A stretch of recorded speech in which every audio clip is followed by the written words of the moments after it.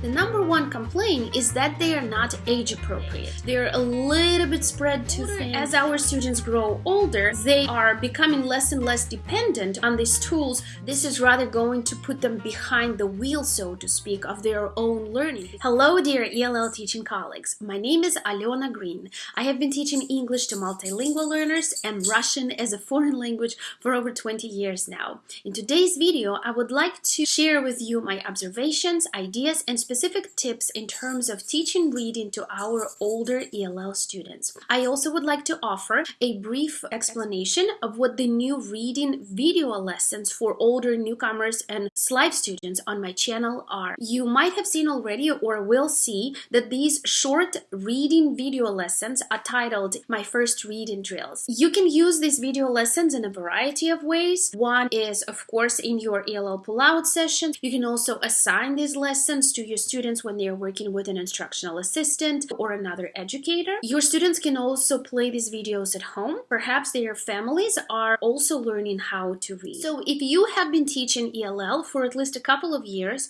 and have worked with students from grades 5 and up, you will most likely agree with me that there are not so many appropriate and effective and intensive enough resources that teach foundational reading skills that we can use successfully with our older learners. The number one complaint is that they are not age appropriate, both visually and in terms of the presentation and the types of opportunities to practice the skills that are being introduced. With that said, you probably all know that there are a few newcomer curriculums for older newcomers and SLIFE students that come with a reading component, but what most of us are noticing, they do not offer phonics skills in an intensive and targeted way. They're a little bit spread too thin over a long course of time. So if we think about younger learners, they tend to rely heavily on hands-on learning. They like manipulatives. Their brains appreciate music, body movement, and TPR. As our students grow older,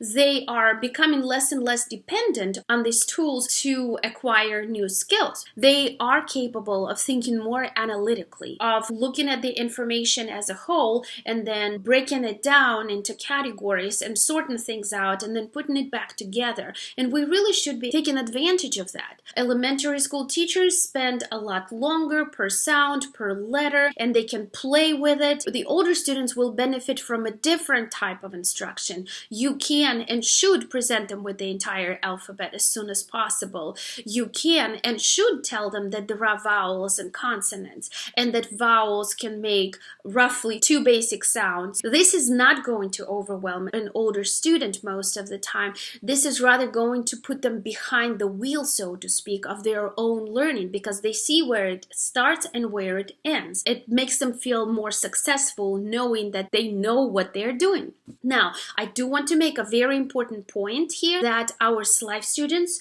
who come in with a lack of first language literacy usually do benefit from a little bit of a slower instruction, and some of them do rely on manipulatives and hands-on components, but I would still make it a hybrid instruction where they are given things as a whole first and then if needed broken down and offered additional practice opportunities. So my reading drills for older newcomers and SLIFE students are first of all written for SLIFE students, but you will see how you can skip certain parts and just keep moving with your regular newcomers who can transfer L1 literacy to the learning how to read English. And now I would like to show you what my reading video lessons for older newcomers and SLIFE students are. I will focus on the structure of each lesson, on the types of practice I provide, and on the accumulation and progression of skills so you know exactly which outcomes to expect from your students should you choose to utilize this resource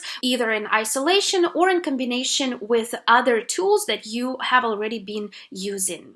I do like to state one more time, while these drills are appropriate for regular ELL newcomers as well, they are primarily made for students who lack language 1 literacy, and that's usually the case with our SLIFE students. So they would especially benefit from these drills because they need extra practice in such areas as phonemic awareness, sounding out, and blending of sounds into words. My reading drills offer step-by-step introduction and practice of letter recognition, letter sound correspondence, and blending of sounds into words. For blending practice, I offer a minimal amount of nonsense words and mostly use age-appropriate vocabulary from survival English and academic language. For additional language development, I offer speaking practice at the end of each lesson with several interactive tasks. So in the beginning of each new lesson, I offer a review of the previous lessons, so you don't need to do anything extra. You don't need to go back, it's all here. So this is our review. And then I offer an opportunity to read the words again from the previous lesson and then name the pictures and then write these for dictation or for a spelling check, because we know that encoding is just important as decoding and they help each other. At the end of each lesson, like I have mentioned, there is speaking practice, and in that speaking practice I try to use decodable words from the lesson, sight words, and also new words that they would just have to try to tackle on their own or use the scaffolding that we offer them. They are offered an opportunity to build sentences from the get-go, because it's one thing to be able to decode individual words and then to name pictures, and it's not taking them on a level of speaking or mastery unless they use them in real-life sentences. When I introduce new letters and sounds, I try to use words that are either cognates for many languages or kind of like your first bet word, for example, mom here. Also a word from survival English, for example, it's food here, milk, and also a word from academic English. This is math. And I try to do it for every lesson as much as possible. And then during the first 4 lessons, I do use animation, you will see it in my video lessons, to demonstrate one more time to our students who cannot transfer these blending skills from their home language. So I'm showing this one more time, how you can break it down and put it together. I do take this support away after, I think, lesson 5 or lesson 6. Hopefully they got the idea. And here are our words one more time, a spell and check opportunity, and here speaking practice again. Lesson 5, new letters and sounds. Sentences again for us, topic of colors, and then making a connection to our students' personal background, like languages and flags and countries here. A longer list by now, that's lesson 7, new sight words, and again an opportunity to say sentences. In lesson 8, as you can see in the speaking section, I am offering the concepts of opposite and same.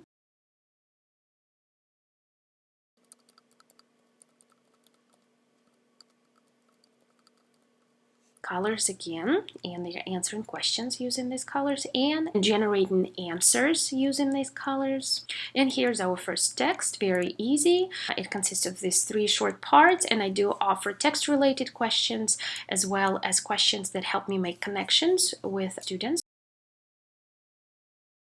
Rhyming is introduced.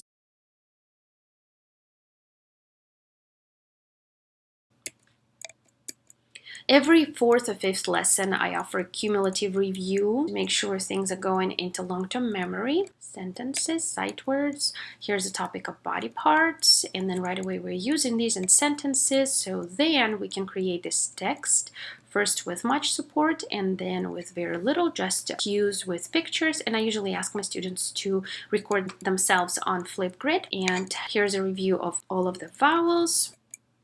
Introduction of the CH digraph, which is wonderful in terms of talking about lunch and food. We have lunch, chips, cheese. A longer list for a little bit of a speedy drill practice, and then the concept of prepositions,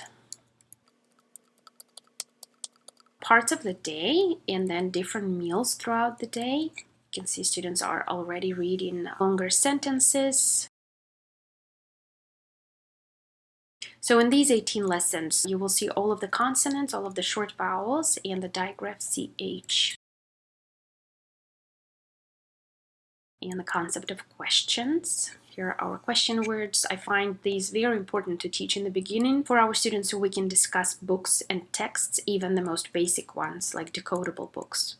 Here they have to justify why they're saying some of the sentences are questions by using this sentence frame. And here's an opportunity for our newcomers to ask their teacher or classmates questions. And here's a little bit of a more difficult level with no details, just the stems of the question. And here's a cumulative review, lesson 18.